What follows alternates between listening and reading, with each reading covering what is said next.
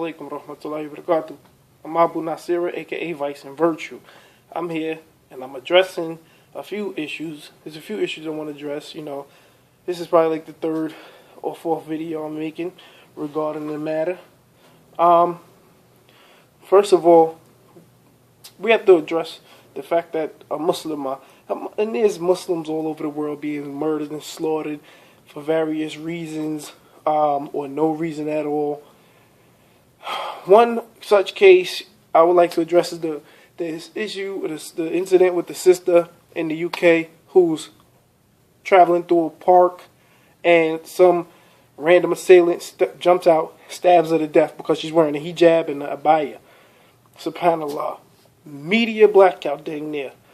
Almost a total media blackout in the UK. At least if not, it's the one of the biggest newspapers out there, the Daily Mail, hasn't reported on it. I don't know about the Guardian and the Independent or the Sun, but the Daily Mail is like the equivalent of the New York Post.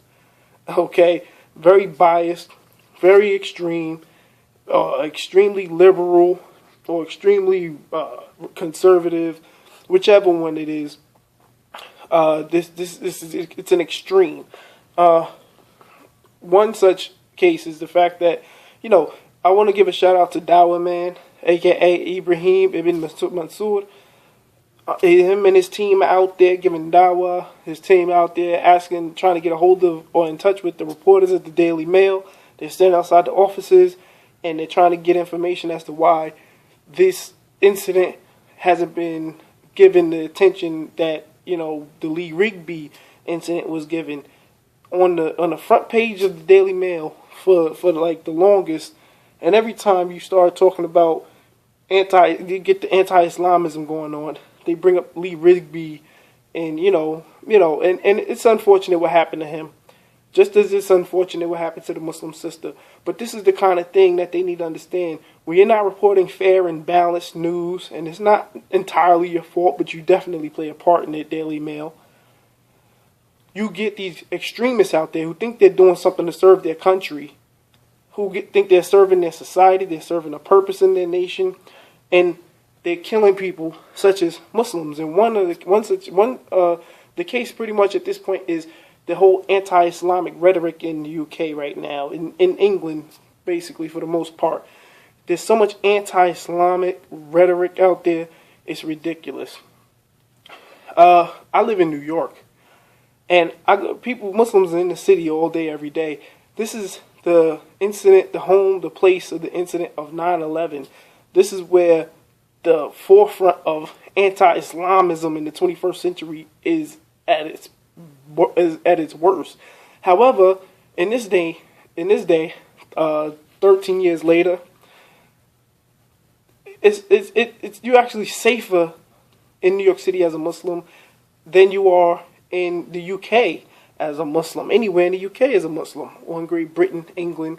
It's unfortunate because, again, they always refer to 9/11 and the 7/7, and no one ever thinks about, the Iraq. These are two isolated incidents that occurred, and they always refer back to these incidents, okay? But these were the work of, allegedly the work of separate groups of individuals who may or may not be Muslims, or who may happen to have been Muslims, or whatever. But nonetheless, whether the evidence points to one source or another, the society and the media blames the Muslims. They claim it's the Muslims. It's the Muslims.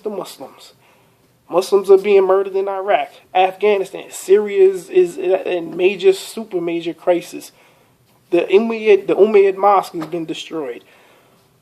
It's so ridiculous. Saudi Arabia is the only place so far untouched. Kuwait, Qatar, Bahrain, Yemen, not even Yemen, but Oman. It's ridiculous.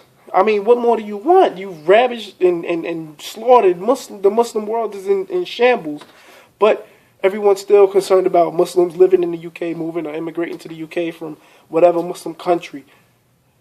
When you should be focused on bringing unity and bringing peace and security to your nation. You're sitting here inciting hatred. You have groups like the Britain First and the EDL all being anti-Islamic, all this anti-Islamism, and then the Daily Mail is helping throw fuel on the fire. You see what I'm saying?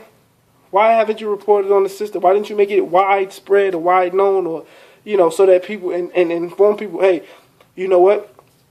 Don't do that. It's unfortunate circumstances that that Lee Rigsby was killed or murdered by an individual who happens to be Muslim. Let's not sit here and encourage murdering back and forth, okay? Because that's what it's leading to. You got people in the EDL running amok through England, chasing Muslims and disrupting protests and running into cafes, disturbing people's meals, screaming, yelling, getting all amped up and drunk. Like, come on, you look like a fool doing that. These right-wing extremists, these people are extreme. Like, are you serious?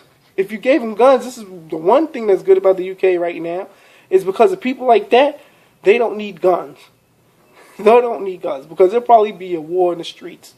These people probably, on the Britain First, yesterday, in the morning, sometime around a little earlier than this. Right now, today's June 26th. On June 25th, at about 7 a.m., Britain First posted on their Facebook page a Muslim man who was what you call a school governor. I guess that's either the equivalent to America's school superintendent or principal. This person is allegedly on some terrorist watch list in America. I've commented on one of my other accounts because they blocked me on my main account that the system is flawed. That the American terrorist list system is flawed. For them to have spent billions of dollars on this so-called sophisticated network of systems and networks, you have 5-year-olds and stay-at-home wives and soccer moms on a no-fly list? Really? Okay? And you're worried about this one individual. Every chance you get, you post about some Muslim who may or may not be a criminal, or who may or may not have engaged or connections to a terrorist network or terrorist activities. And instead of trying to incite peace or whatever, you're sitting there increasing hatred and ignorance. And and every time somebody counters your information with true information, you block them. Like, they stopped me from commenting on both. They blocked me from commenting. I could share their posts, but they blocked me from commenting. And these are people, this page has 500,000 viewers, 500,000 likes. Okay, you have 500,000 likes. How is it that you always track that one person who disagrees? Okay, because apparently you're taking all your energy and all your time and resources to scour to make sure no one is going to say the opposite of what you're saying. You should be more confident in what you're spreading and what your movement is, that you don't need to worry about what anyone else says, because if you're speaking the truth, what anyone else says doesn't matter, right? So, you don't want Sharia law. You don't want people censoring and whatnot when it comes to Islam, but you're going to block me from commenting. Yeah, whatever. I'm going to just leave it alone. EDL guys, again, these people are radical, man. They're violent. I'm sorry, let me go back to Britain First. These guys are invading mosques. Okay, the mosque invasions. The mosque invasion is hilarious because they use this word as though they're running up in the mosque. Like you see, like in America, when we say we invade something, and I'm talking about on a social level, I'm talking about we are busting through the doors 30, 40 deep, and we're demanding answers, or we're getting violent, smashing computers with a baseball bat or something.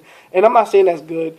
I'm referring pretty much back to Ice Cube at Capitol Records back in like the early 90s.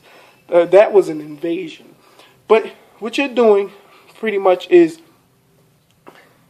what you're doing right now is you're going into a mosque 3, 4, 5 deep, passing out pamphlets. Oh, here, join Britain First, join Britain First, join Britain First. Okay, come to Christianity. Have a nice day. And you're leaving. And then you're going in at the times between like Zohr and Asr when there's nobody there because people are at work or people are doing whatever. See, the thing is, you're probably, maybe you think it's common because at most churches you don't have that much activity except on like certain days or at certain times, like Sunday or Wednesday or something like that. And not to insult the church, I don't mean no disrespect, But you know you can go into a mosque at any time. And it just so happens that at that particular time, you have people, that are at work, they're dealing with their home life, they're dealing with different things in life. So if you really wanted to get into the attention of the people in the mosque, you could have waited out there, or you could have called the mosque to set up a meeting, so that way you can get the congregation together, you can talk to everybody, say what you have to say. There's a better way to come at people rather than go around screaming that, oh, I'm invading your mosque and yada yada yada, and then post it on Facebook like you really did something spectacular. Okay, you didn't. You made yourself like a fool. Your whole group, your whole movement looks suspect. Again, man, it's a tragic thing what happened to Lee Rigsby, and Daily Mail, we demand that you give answers as to why no one is reporting on that incident at your newspaper. To the gentleman that the Ibrahim Dawa man was interviewing or was asking about the issue, the last gentleman on his video clip, you can find it on YouTube. You can highlight or search Dawa man. His page will come up, and the hashtag is Muslim woman murdered, I believe, if I'm not mistaken. But it'll come up. You'll find it. Either way, at the end, there was a brother who said, he asked the brother, he's like, yo, shouldn't it be reported? Isn't it, like, if that was your sister, wouldn't you want it reported? And the man said, well, it's not my sister. So basically you don't care because it's not your sister. It's like, what is wrong with people? Okay, I don't even need to get into this because common sense, if you're a human being, you have compassion for whatever is in the world. In most cases, most human beings, most people have compassion.